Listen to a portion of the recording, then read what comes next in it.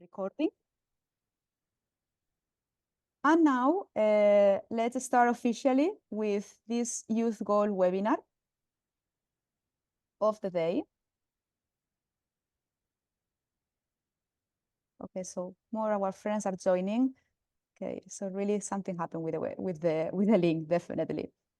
So as I was saying, this is the third of this year's Youth Goal webinars, and this webinar is today devoted to space and participation for all in the general framework of the European elections, European Parliament elections taking place, as you can see here, in less than 2 months. Indeed, yesterday was 2 months. And we are very happy, very pleased to welcome our speaker for today, Savas Papadopoulos. So Savas, thank you very much for your time, for your patience waiting these 10 minutes. And on behalf of Youth Proactive, we are very happy for having you today with us. And I'm going to proceed with a short presentation of our speaker, because afterwards he would like to share with us also a presentation of his work and the vast framework of his work at the moment.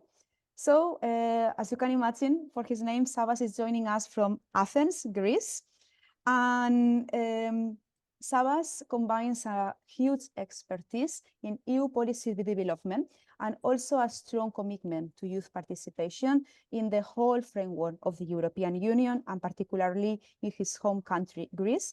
He's a PhD, a doctorate candidate in the Athens University of Economy and Business. And as he will explain us afterwards, his research is focused on the broad and very complex topic of negotiations and policymaking. Savas holds a master's in international relations and also a bachelor in international, European, and regional studies from the Pantheon University, also in Greece. And as he will let us know, professionally, he is a program manager at one of the more well-known NGOs in Greece working with refugees, migrants, and asylum seekers, Metadrasi. And he's also a project manager at the Hellenic Foundation for European and Foreign Policy. I'm going to say it properly, ELIAMEP. Savas, you will correct me afterwards, just in case. And where he's leading a fundamental project, EU Act 2, which is aimed at promoting democratic participation, especially, and this is what connects a lot with the work we do at Youth Proactive with European young people. He's the coordinator of this project, and as he will let us know, he's dedicated to increasing political participation among young people in the EU. So Savas, big thank you to you. Feel free now to share the screen and also share with all of us what this vast amount of work you are doing. And again, warm welcome to all of you and the ones that are joining us today. Thank you very much, Teresa, for the introduction. Hello. Fortunately, I cannot share with you. I don't know why. Yeah, I know, because you were co-host before, but now yes, now you are in charge, Savas. Great, thank you very much. You are most welcome.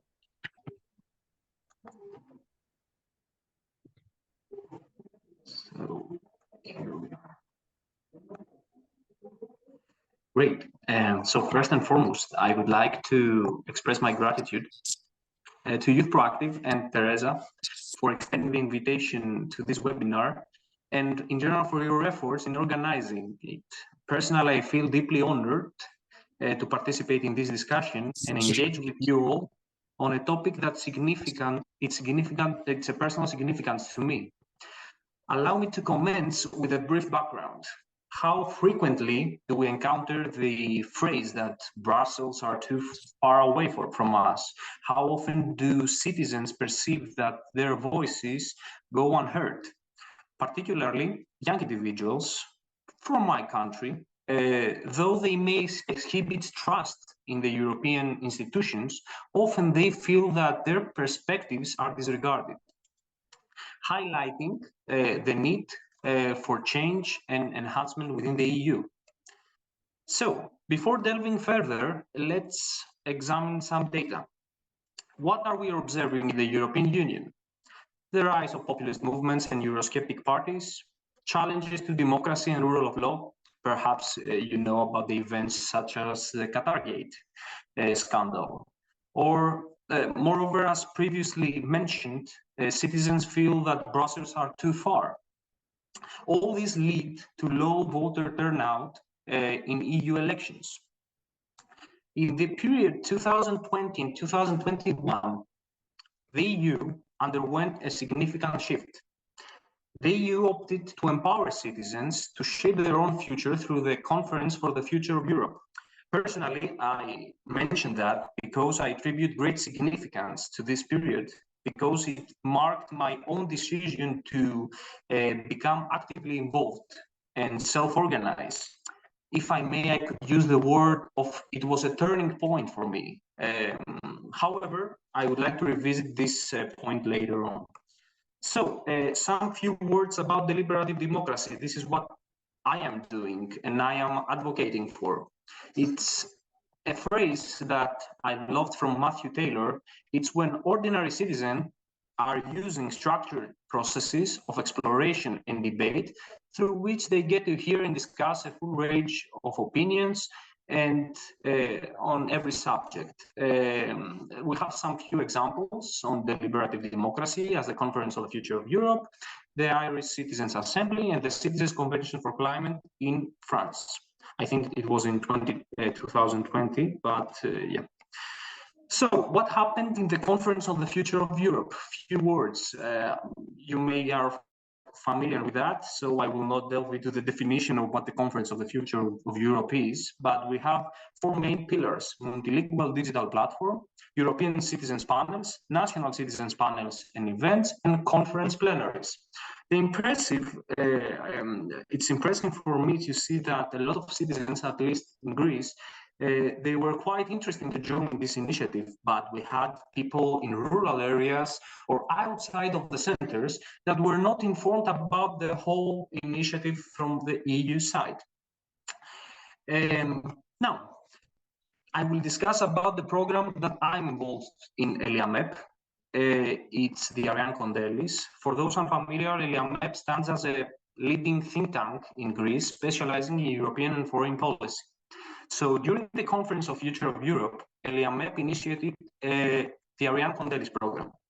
The program's innovation lies in precisely structuring what was previously discussed: active dialogue and engagement of citizens in activities and initiatives, fostering domestic and European public dialogue and contributing to interaction between European institutions and citizens. And how is this accomplished? Through training seminars, citizens panels, public debates, agoras. Agoras is the term that we are using, like the term of structured deliberative process, and academic workshops and conferences. So through this program, ELIAMEP chose to welcome young people from across Greece, thereby and establishing a team of EU Youth Hub. So the EU Youth Hub stands as an autonomous voluntary group of young Europeans operating as a regular forum for deliberation on EU matters and in general about the European Union. Its primary objective is to acquaint young individuals with consultation processes and foster their participation in the public discourse. ELIAMEP, even though supports and guides this initiative, leaves the group to operate autonomously. So the members are the ones who determine what actions are we going to take and what direction the hub is going to choose.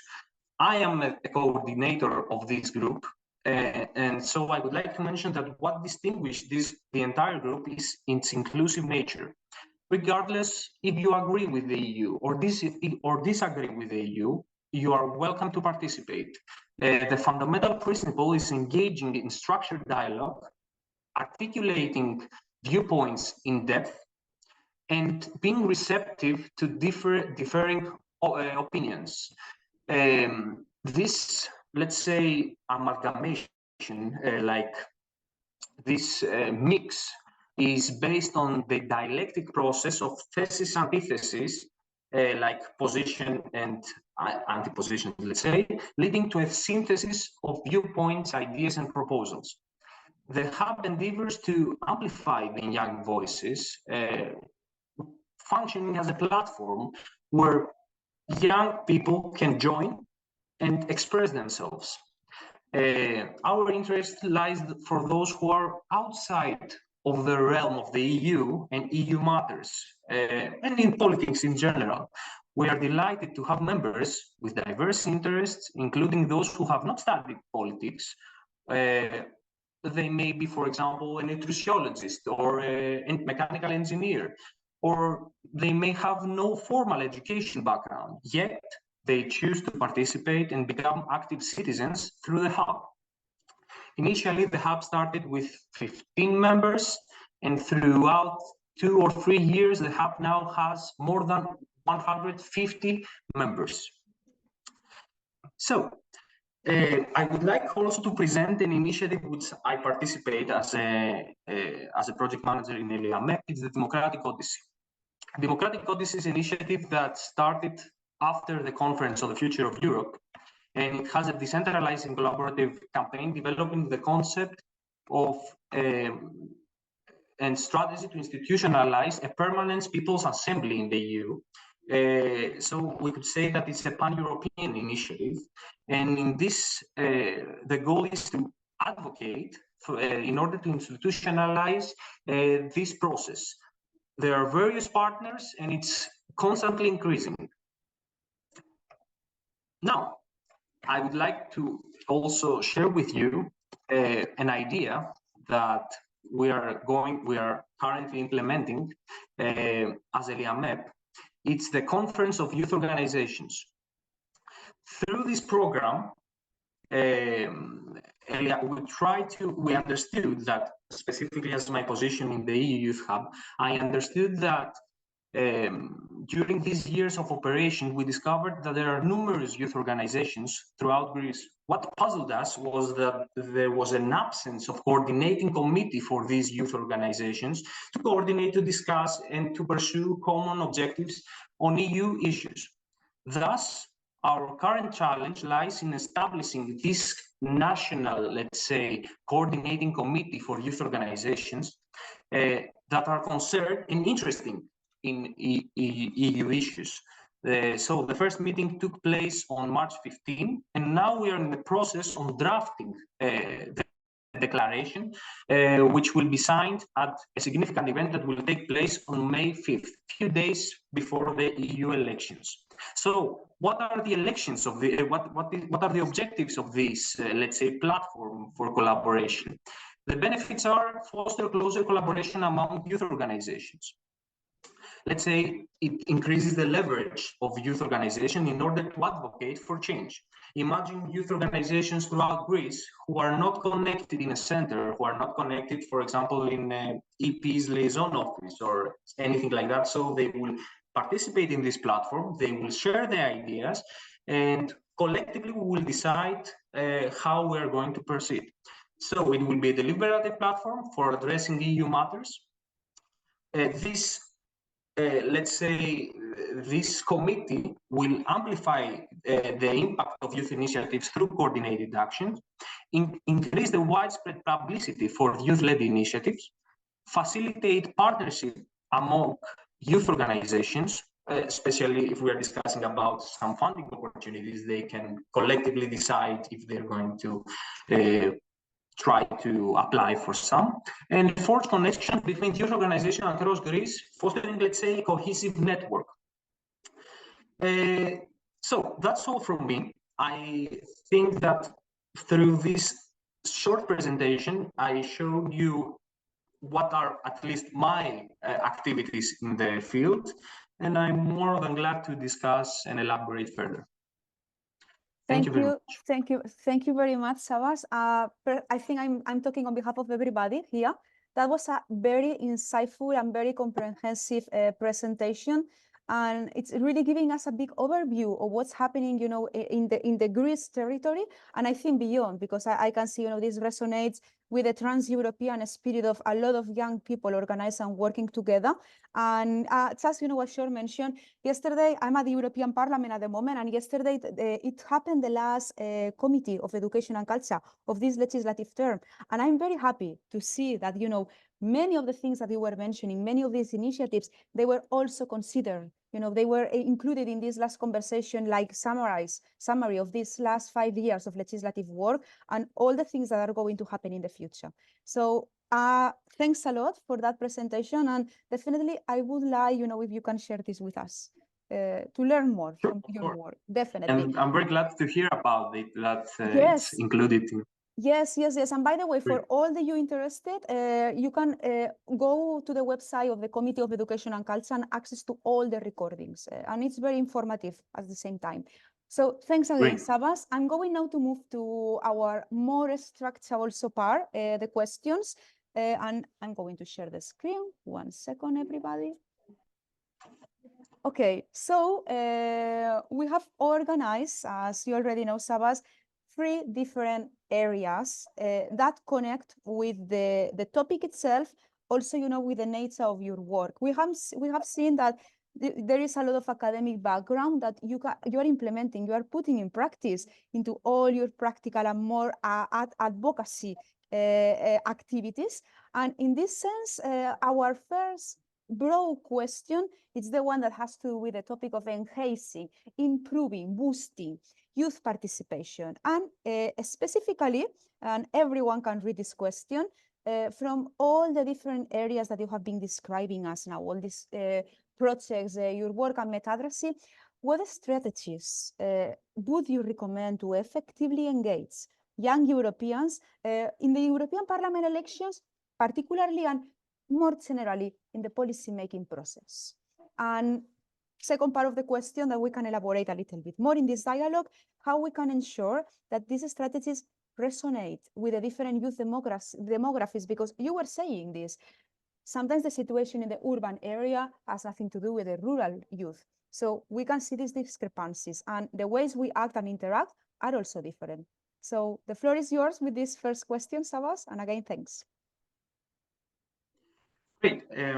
Well, I would say I will try to answer this question based on my experience, how we have dealt and what strategies we are deploying in order to, let's say, effectively engage the youth in the EU elections.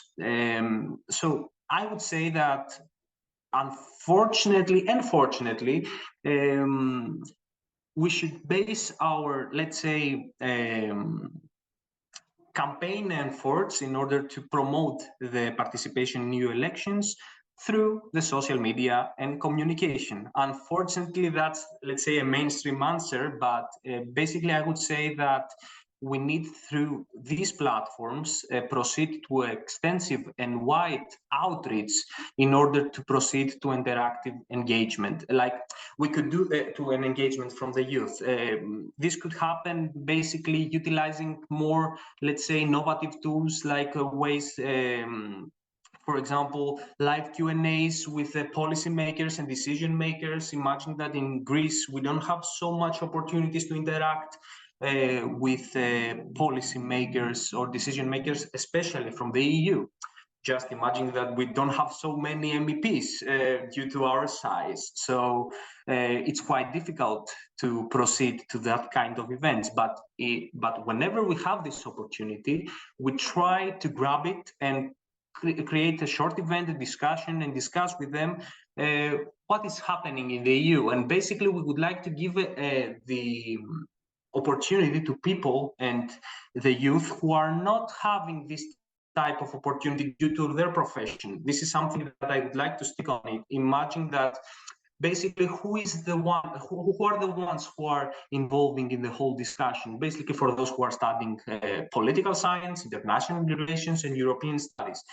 So where are those who are from different backgrounds, who are not so much involved in politics? So these are the types of persons that you have to catch them and tell them that EU matters to you. Like everything that's happening there, this is something that you should be involved and express your opinion, express your ideas. There are people there who want to hear about it.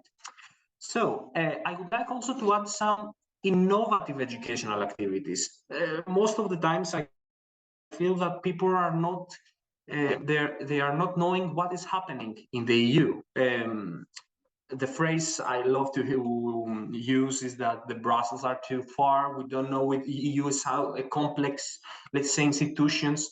And basically everyone sees what happens in the national government, not so much about what's happening in the European Parliament and the legislation that is happening there. So through innovative, let's say, education activities, we can explain them what is happening, how the EU is functioning.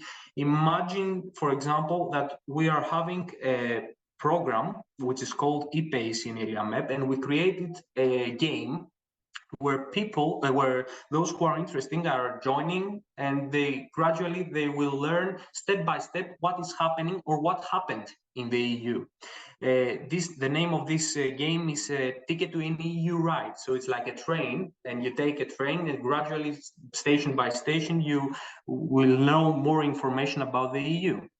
Moreover, I would say you can utilize events in public schools, because unfortunately the EU is not capable or is not having, let's say, the ability to intervene in the school curricula of the public education. So through some interventions, let's say from organizations or think tanks, you can organize short events where you can explain to the students why the EU matters to them.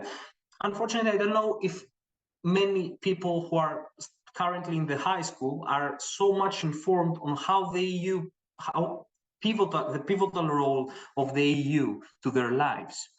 Then I would like to add also about the raising awareness campaign. So I'm thinking that if you make events, for example, live events to villages, rural areas, specifically on EU elections, then citizens and in general the youth will be informed about it. This is something that we already started doing it this year, and it was quite interesting to see that the local authorities and the local communities are interesting. They feel that they are abandoned all these years, and suddenly, okay, there is interest on that. But when we are discussing with them, do the citizens, the local community there is interesting to join in these events? And we are hopeful, and we see that at least we are going to have a vivid audience who is willing to ask you very basic questions like, how the EU, what is the EU? It's true, that's a question that always occurs.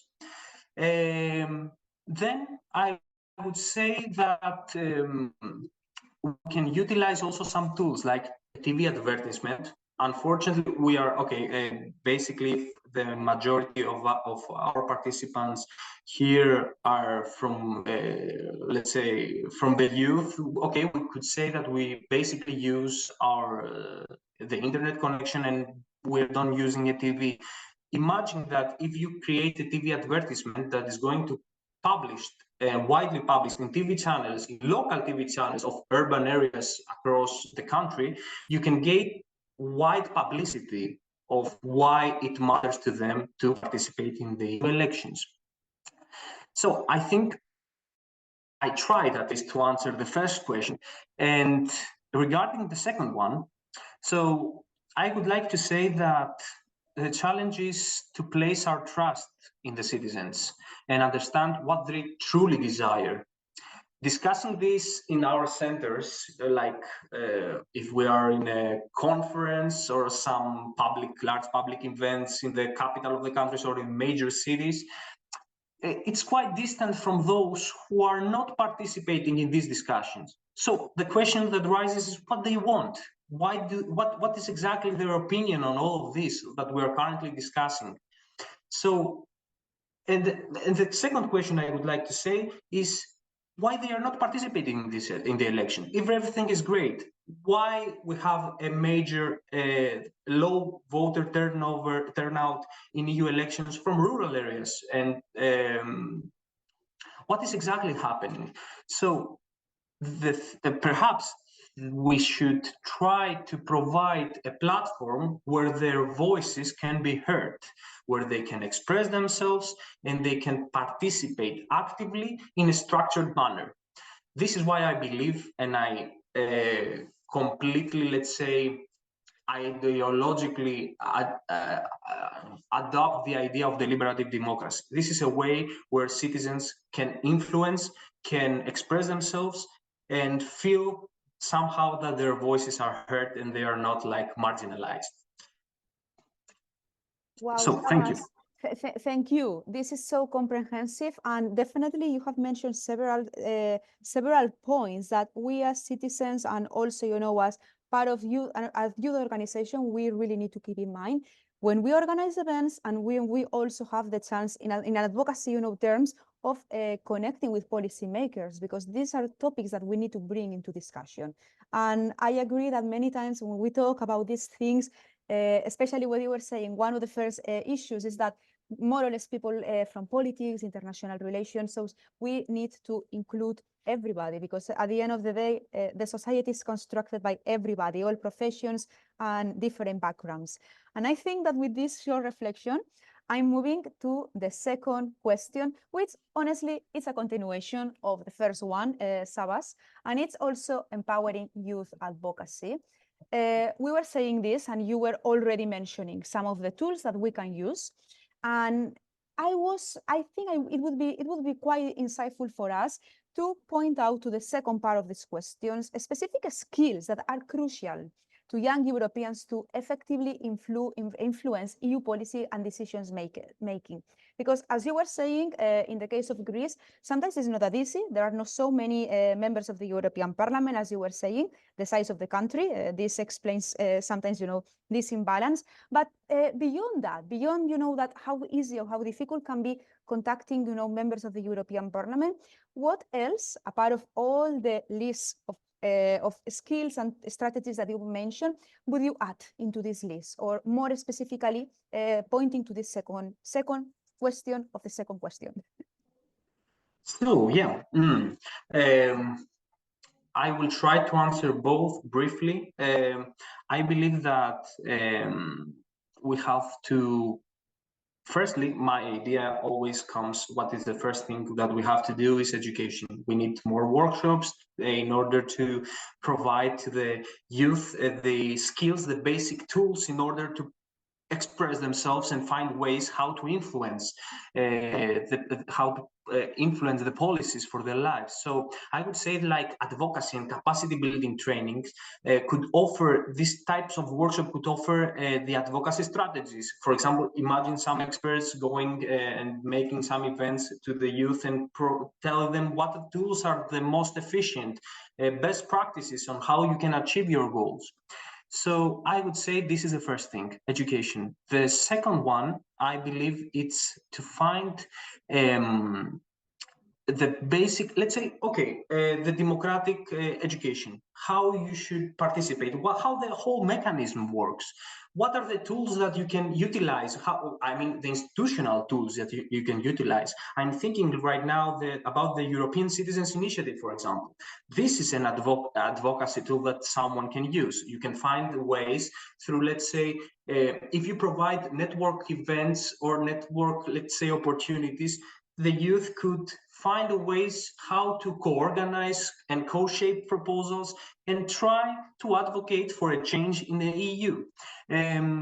Something else like, okay, we should trust the grassroots initiatives and we should somehow find a way to collaborate with the community-led organizations and find a way to create a network of those in order to create a leverage to increase their impact and influence some policies. And then sometimes I feel that the basic concept is to understand how you could shape proposals, how you can, let's say, create an argument, how you can express yourself. These are basic skills that many people who are basically not involved in the whole discussion about politics and etc., who are not very familiar with that. So maybe let's start with the basics, and gradually, step by step, I think we could see any more involvement and improvement in that case. Thank you very much. And I'm moving straight forward to the third and last question we have prepared. Because as you were saying, including everybody and marginalized voices, people who are maybe for some circumstances, depending where they live, depending on the background, that sometimes they don't feel included. Maybe because we speak different language, sometimes legislative wordings sound very too far away. And you are working in an organization very well known in Greece, Metadrasi, so you have the chance to interact with different people from different backgrounds. And in this context, considering all this vast understanding of the grassroots movement and also, the social composition of a country like Greece that has experienced a big wave of people coming from refugee situations, how do you propose we integrate initiatives aimed at promoting youth participation in EU democracy in general to actively include all these voices? Great. So imagine that when a refugee or migrant is arriving in Greece, or let's say in general in the EU, I feel that I'm almost 8 years in the field of in the humanitarian field, and I feel that okay, the basic things that we are trying to do is to provide some integration projects, like okay, how you can learn the language, and the second one, how you can find a job. This is the, let's say, the tools that are utilized. But according to my opinion, I feel that there are more to learn. Many people will stay here. Some of them are migrants, refugees, or in general, those who are not so much involved and are marginalized from the whole process. I believe that, especially for the youth, we should include in the whole integration projects about the citizenship and the whole democratic education. What is the EU? How, let's say, even how the national governments work. They need to feel that they are also citizens. They're not somehow here only to work, or they can find ways to express themselves. They can find the ways to work in their communities and advocate even for their needs. So according to me, everyone should be an active citizen. And even though I could be like, okay, I'm a Greek, who I'm going to use? I will use an ancient philosopher, the Aristotle, and I will say that the fulfillment of a citizen is to be an active citizen, a political animal, let's say.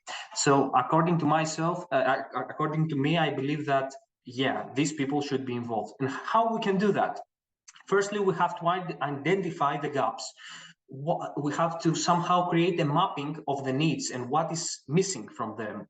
And then we should proceed to a structured projects in order to involve them, not only in theory, but also in practice. Come on, let's combine, let's say, the Greek communities and in general, the European communities with the migrants and refugees and discuss and see how many commonalities or differences you may have on different perspectives. I believe something beautiful could be the result of it.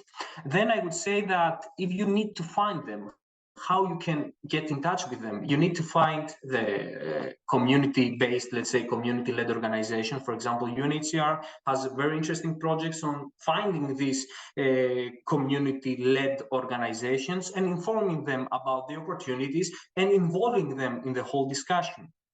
Then I would say, like, create in general inclusive platforms where everyone can join, everyone can discuss, and they can be actively involved in the whole process. That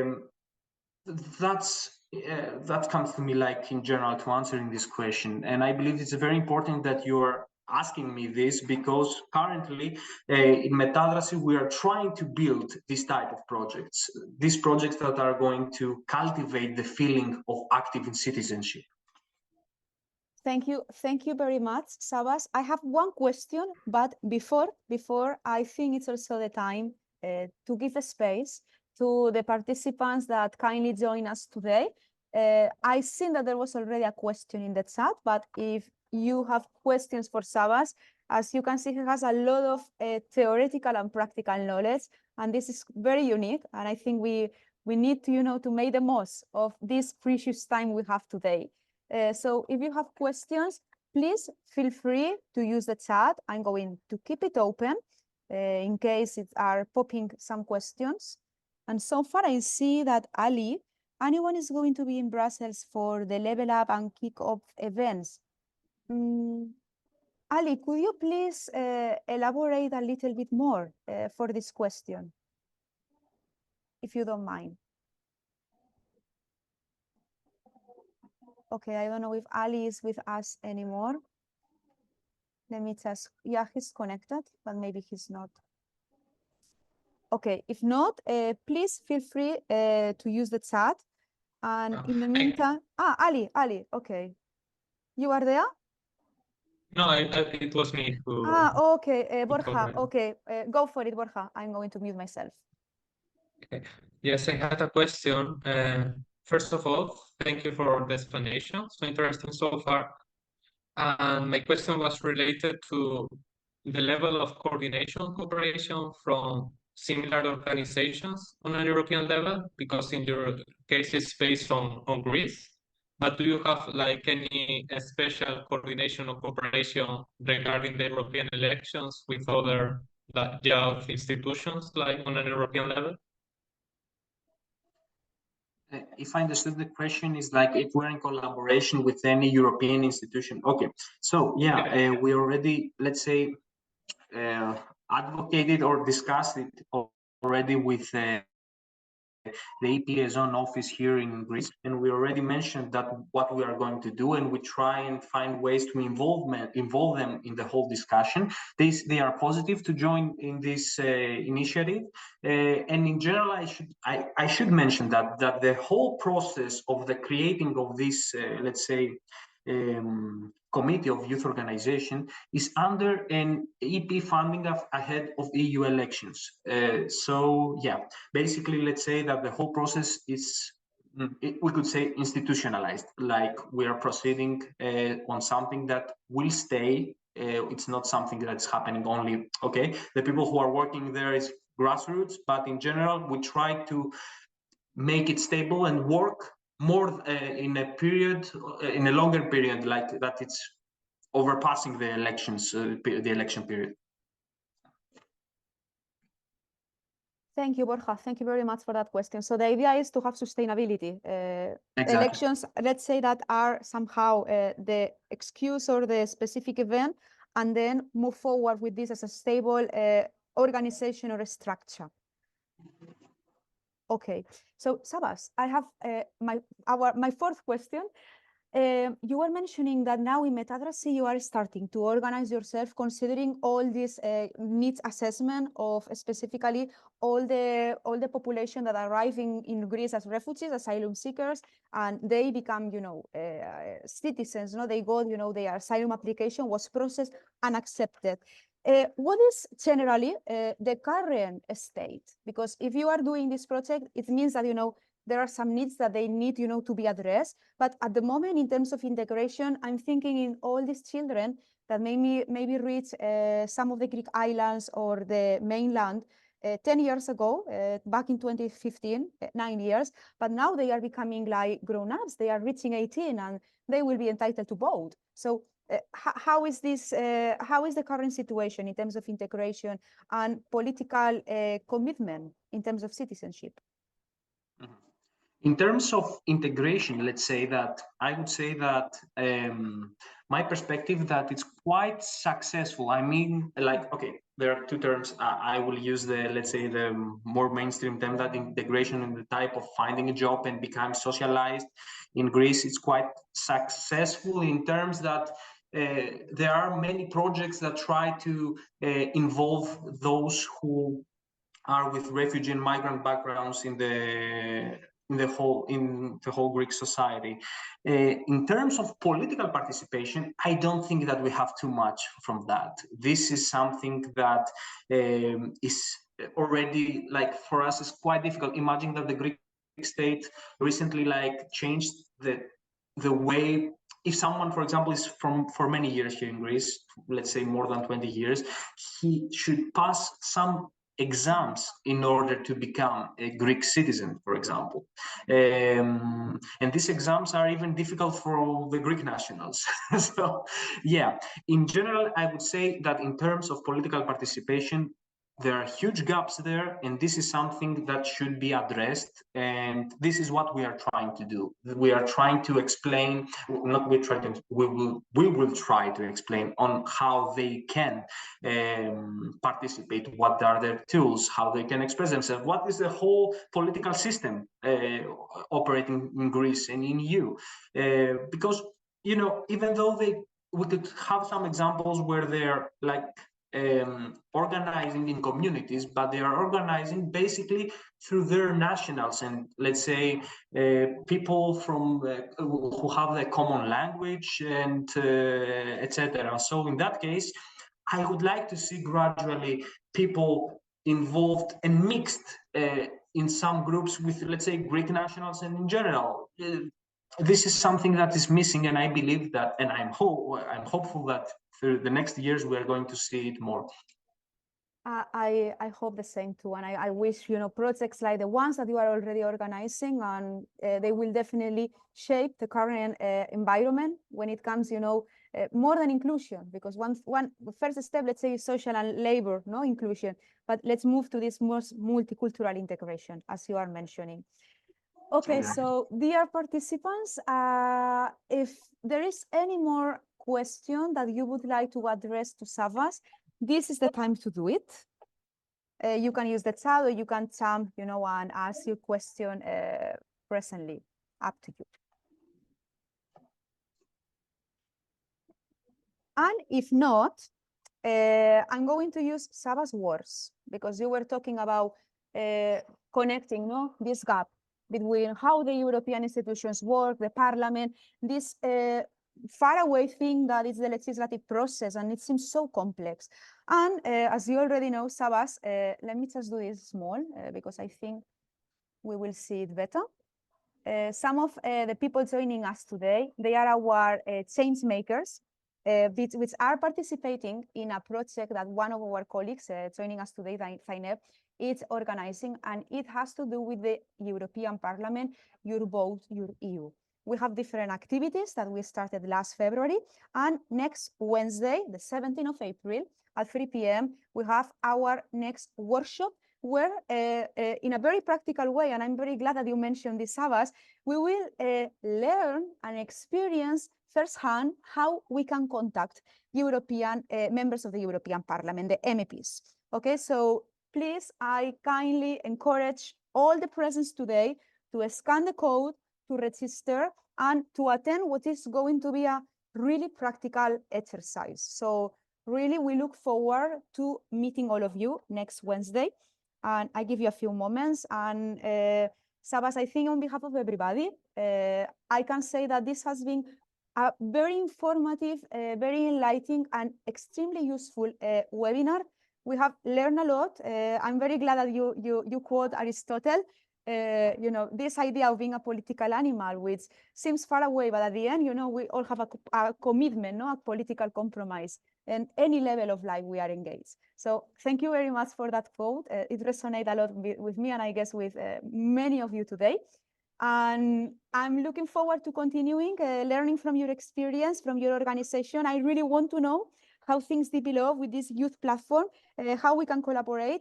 And to all the presence today, thank you very much for joining us. It's been a pleasure spending this hour with all of you, and looking forward for more.